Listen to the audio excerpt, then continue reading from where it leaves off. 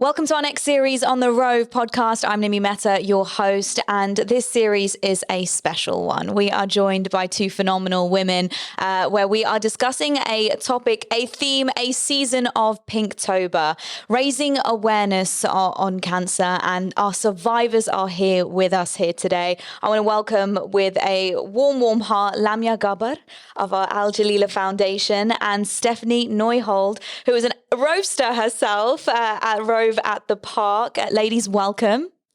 Hi, Mimi. Welcome to Rove. Thank you for having me. Lamyaa, welcome. Thank you so much.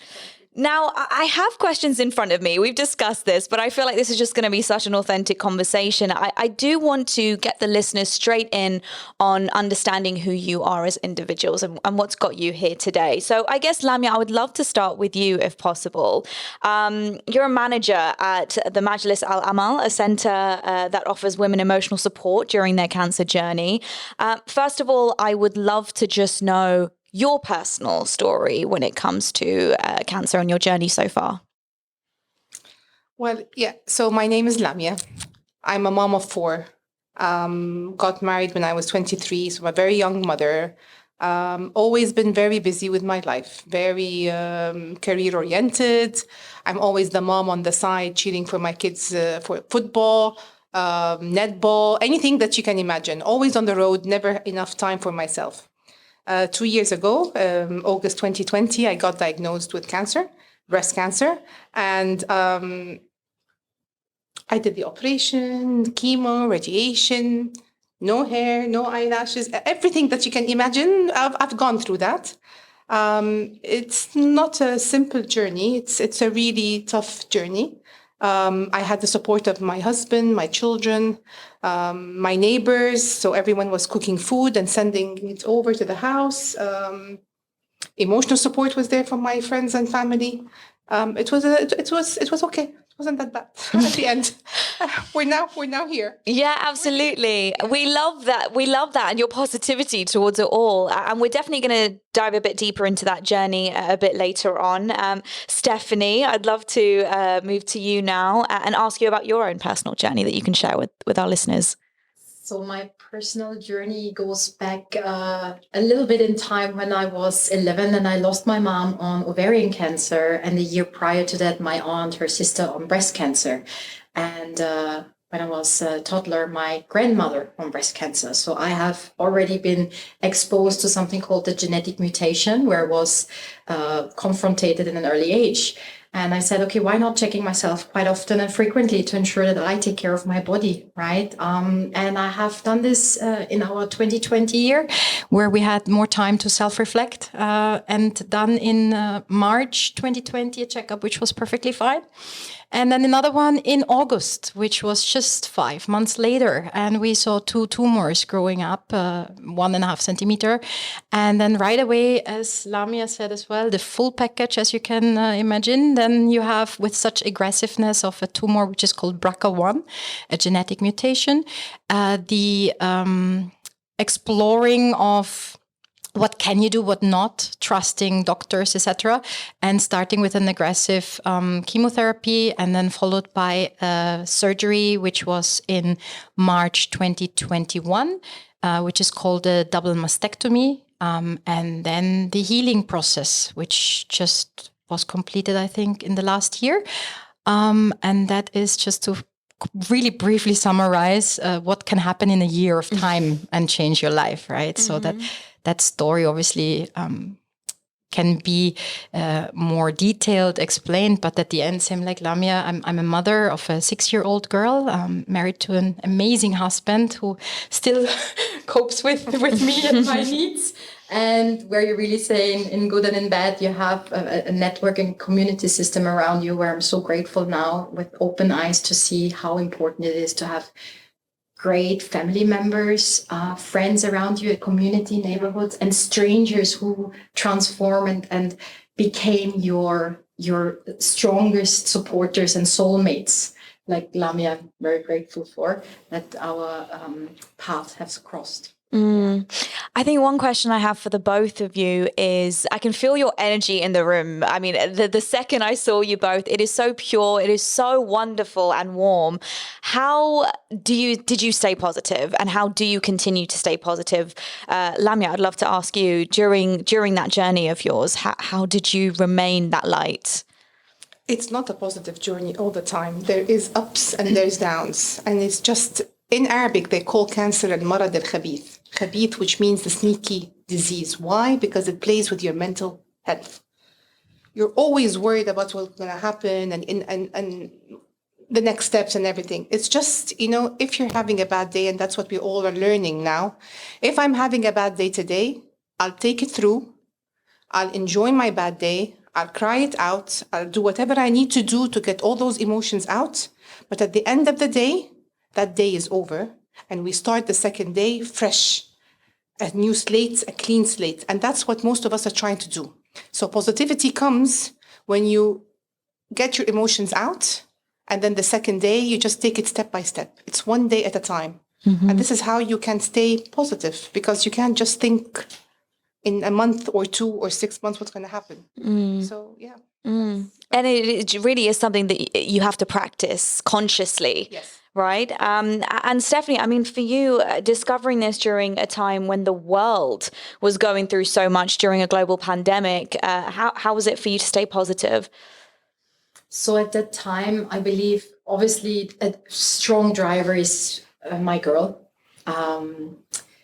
My daughter Ruby, she gave me the flashback, obviously, when I was a child and I had my mother going through this. So I truly believed every day that there is no way that I would allow that my girl goes through the same. So there's a strong willingness of staying positive, of realizing as well how often we actually complain and whine about unnecessary things around us, which should actually make us again shaken, waking up that this is a positive life. It is beautiful what we embrace, and even that scaring and life-threatening and uncertainty of 2020 in that year gave me, in that sense, the hope that also that will pass by and we go through.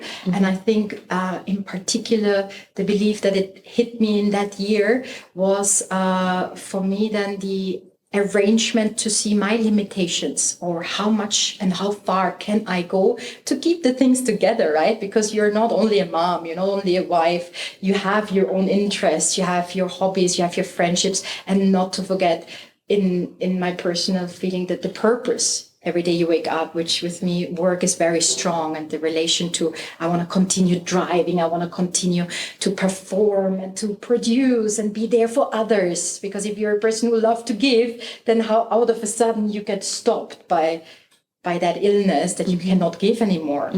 That's something I think I learned to stay then in my mindset very positive and drive through that. And as Lamyaa said correctly, I see it always as a visual metaphor, like a train.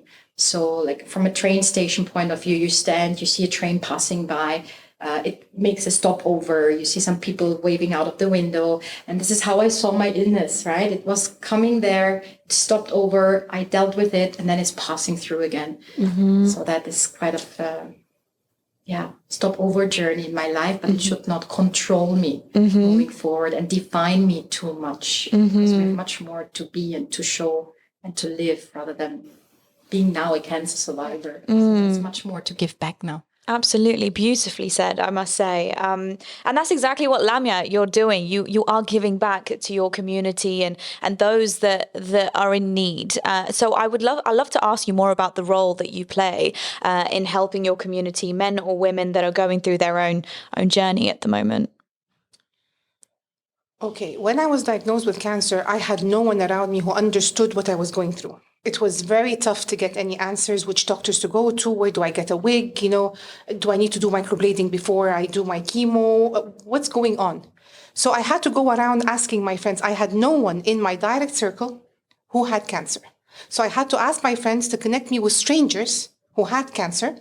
Some of them were positive, some of them were very negative. It depends on your perspective of the treatment. So I sat, let's say, with 10 women, out of which 2 of them were the ones who I really liked, and I felt the chemistry, and I was really inspired by the journey. I had hope.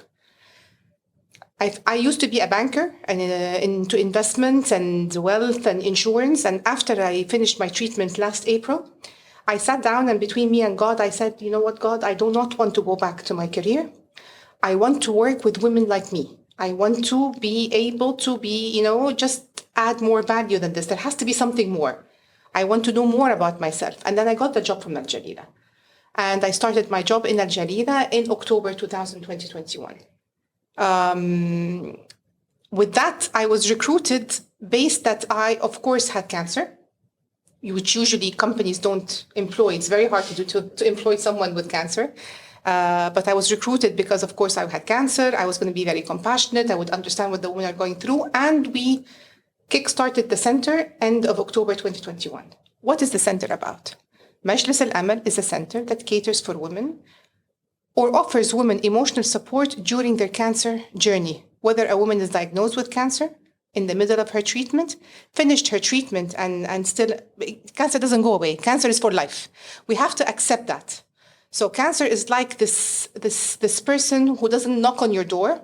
You find your door being open, someone comes in, they go upstairs and they take the room next door. Okay? Someone you don't like and you don't want them to be there. And with that, you just have to accept them being in your life. And as Stephanie said, that they shouldn't control you. You should be you should be the captain of your own ship. Comes Majlis Al Amal, we support them in terms of emotional support.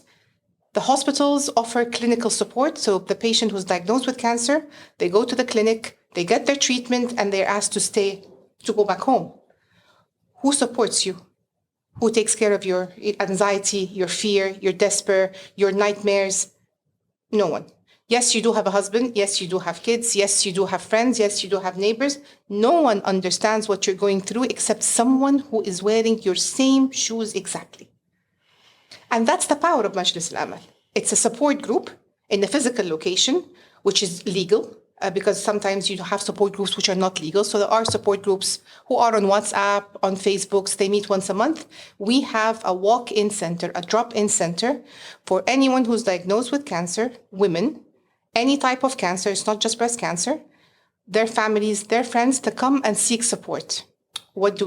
We offer activities for them to meet each other. So we have a lot of volunteers who offer their time, products, services, or money. There's no cash transactions in the center. Everything is done for free. The ladies don't pay anything. And the people who are volunteering their services or time, it's based on volunteer. Wow. And no products are pushed there. The women come in, they remove their scarves, they remove their wigs. It's a safe haven place, and you're not judged for how you look. Mm-hmm. So if I'm bald and I don't have eyebrows, no one will gawk and look at me. Mm-hmm. There's this no tilt of, oh, you have this. There isn't any of this. Everyone is equal. We are all the same. And that's the power of Majlis Al Amal.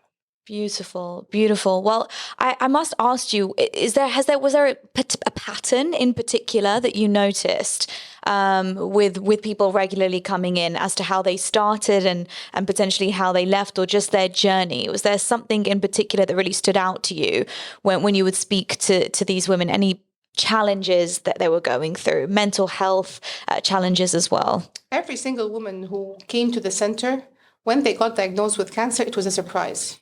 So they were very busy with decisions regarding their health. So which doctors to go through for reconstruction, or which doctor to choose for chemo, and the weekly chemo sessions, you take your chemo. So they were very, very busy within that period of treatment.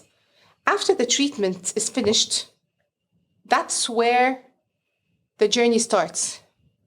It's a very shocking journey. This is where desperation, depression, anxiety, this is where every single woman goes through it just goes down. Mm-hmm. Why? They have time on their hands. Now they're thinking, oh my God, what did I just go through? I have cancer. That's when they realize. And that's where they need the most support, is when the treatment is finished. Within the treatment, they have those ups and ons, and those I think Stephanie, can And it's add visible. more. Can add more, It is yeah. visible, Yeah. right? In that moment of Yeah. time, Yeah. as you said, if you allow me to add Please. on. So in that time when you have when you're bold and your female side gets challenged and your strength comes through, not your visibility. It is literally what you say and how you behave. And you're weak. You are very weak. Even if you're the strongest woman in the world, you are weak. And you need to accept and embrace that weakness. You search for something like a net, like in the circus, the lovely acrobats, right, who are balancing. You need that net to feel safe. And I will not forget that from my personal experience, the doctor told me, the oncologist and the surgeon, Steph, opposite the road, there is that beautiful center.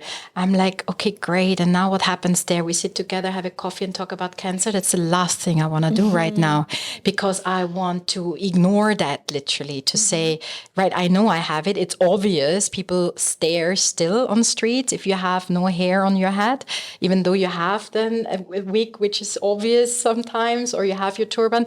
But then there was the moment of like, okay, maybe it helps to be surrounded by your own kind.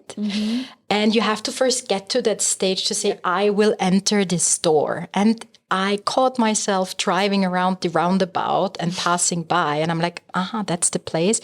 Now, Steph, you're not there yet. A month later, I tried it again.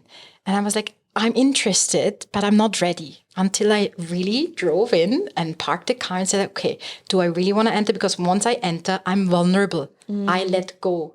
And you need to trust a stranger who is at that reception desk or sitting on the lounge area in a comfort zone where they start chit-chatting, and there is the lovely dates cookie, and there is this and that, and there's water and coffee tea, and it feels like you have an afternoon tea.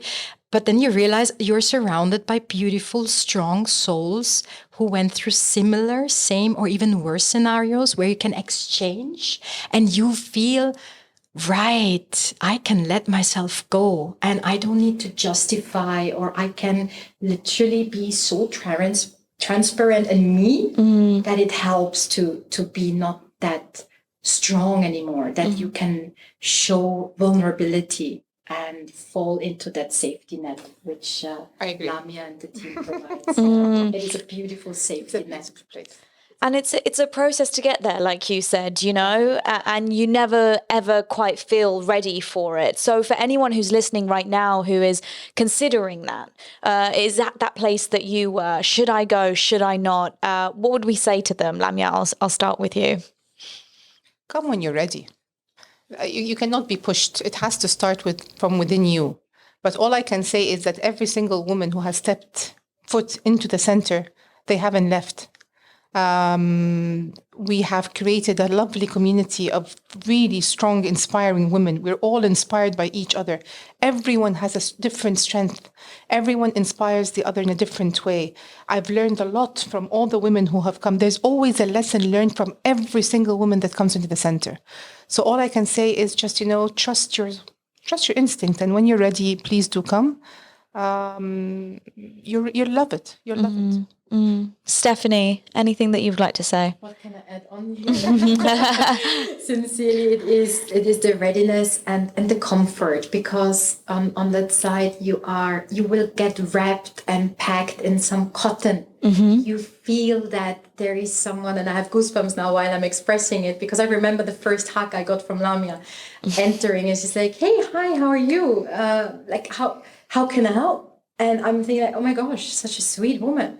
And, oh, by the way, yes, she had cancer as well. So I'm like, hold on. There is a story to tell, and there's some strength which is contagious, right? So the right things to pass on in nowadays time where everyone is so in a rush and so fast-paced, especially in our community and society where we live right now. Everyone wants to show and prove and work hard and being really driven with the success around us, right? Regardless in what kind of success you want to picture it, as a parent, or as a workaholic, or as someone who just loves doing what you do, and the passion Lamyaa and the team brings to that place is felt the moment you enter. And my advice would be, aside from what Lamyaa said, fully supporting that you are going there and enter when you're ready. Just allow that you are able to fall and someone will catch you. Someone will really safely take care of you and put you in that soft cotton. Yeah. With the love and literally the compassion and the sympathy. Not empathy, but literally the sympathy. Lovely. Well, I think there's a side to this where, as women, we're natural nurturers, so no matter what we're going through, our go-to is to think and prioritize everyone else around us. So let's talk about your journey when it came to your family and friends, because as much as you were going through what you were going through, there may be people listening right now who are related to or best friends with someone who is going through that journey themselves. Is there anything that you would give advice to them for when it comes to their relationship with their loved one that is going through their own journey? All I can say that you are equally strong as the person who's going through cancer. It's very hard for someone to support a closed person, someone who's really close to you, a person you love, a person you care about, a friend, a neighbor, a sister, a brother, a father, a mother. It's really, really, really hard. You don't know what to say. Everything you're saying is wrong. It's taken in the wrong way. All I can say is my advice, just listen. Listen. If someone is going through what they're going through, listen, be there, be empathetic. Don't give advice. Don't tell them what to eat, what not to eat, reduce this, remove this, I understand what you're going through. No, you don't understand. So don't say things that will really agitate the person in front of you. My advice is to listen, support, and be proactive in what you can support. For example, if the person you're supporting is a woman, a mother who has kids, call her and tell her, I am coming in, I will take your kids to the soccer game. That's what a mother would really like, is that her kids' routines do not get disrupted. So if you can help and support, don't ask her what do you need. She will say nothing. I'm fine. Don't ask her, for example, what can I get you for lunch today? No, you tell her, tomorrow, Tuesday, I'm bringing in lunch. Don't cook lunch. So don't give them opportunities to make decisions. You are the one who's making the decisions and supporting them. That's all I can say. Thank you, Lamyaa. And Stephanie, what would you say? Sometimes it's more important to walk slower than rushing. You are not going anywhere if you speed up. So just slow down, stay in that moment, have your pace. You cannot be the same person as you were before. You just simply can't. I try since 1 year if I find her back, but I learn more and more that you have to embrace a new version of yourself, and your partner and your family has to learn that as well. And for that, you need a lot of patience, harmony, time. Again, I want to highlight the time which we need to give ourselves and our partners, and the respect of what Lamyaa said, listening skills. And not to forget, I think very important is again the compassion. They cannot feel what you feel. However, it's possible to sense through sometimes saying nothing. It is important, and I learned it because, as we said before, right? We love talking. We're women. We're strong. We have a job role where it is about engaging, embracing, motivating people, and then it's out of a sudden that you're speechless and you don't know anymore. You can't find your words because your mind is playing around with you. You have insomnia. You have anxiety, and it's not gone because you finished your chemo. It's not gone because you had your surgery. It continues. You live with it. The outside world might not see that. So for those who are listening now, it is fine to have your pace and to slow down, to then embrace, to become faster again, if you even want to. Because a lot of us realize that, why was I so fast? Isn't it also comfortable and healthy to slow down and just focus on the quality rather than quantity? So it gives you that sparkle and the refresher of life to say, let's take a step back in order to move forward. And now I guess what Pinktober is really around raising awareness. It's spreading the word, and that's exactly what we're doing in terms of, getting more people to your center, Lamyaa, and to get people more comfortable. As a last ending note for the episode, is there anything you wish you knew differently in your journey that now you can pass on and advise others? I wish I knew that I was important. I wish I knew that I'm a priority. I wish I knew that the world doesn't revolve around the people around me. A happy me is a happy family. A healthy me is a healthy family. I used to wear multiple hats, not mine. Not one day have I worn the hat with the name Lamyaa. I'm either a mother, a daughter, a sister, a friend, a boss. All I'm saying to everyone, please wear the hat that has your name. You can allocate time for yourself. As Stephanie said, take it easy. Don't rush. Take care of yourself. It will take you miles ahead. Thank you, Lamyaa. And Stephanie, anything that comes to mind that you wish you knew during your journey that hopefully can help someone else in theirs? I would have loved to know prior that I don't need to prove anything to anyone. There is no need to prove. You are who you are with the blessings and the gifts you have, with the passion you breathe every day in your life, regardless what you do. I would have loved to know prior that it's fine to show vulnerability related to any sector in your life.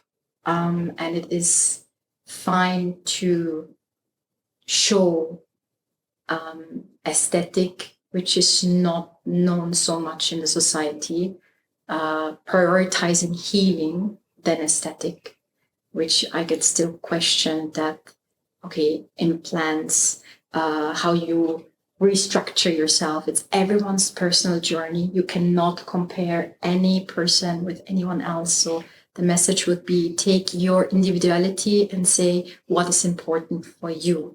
And don't go with stereotyping or a direction one or two people might try to plant as a seed in your mindset. You go with what you feel is right.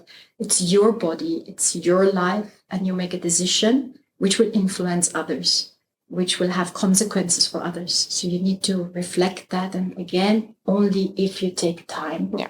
The time is the most important, I would say, you can allow and respect throughout that journey, which I would have loved earlier. Now I know.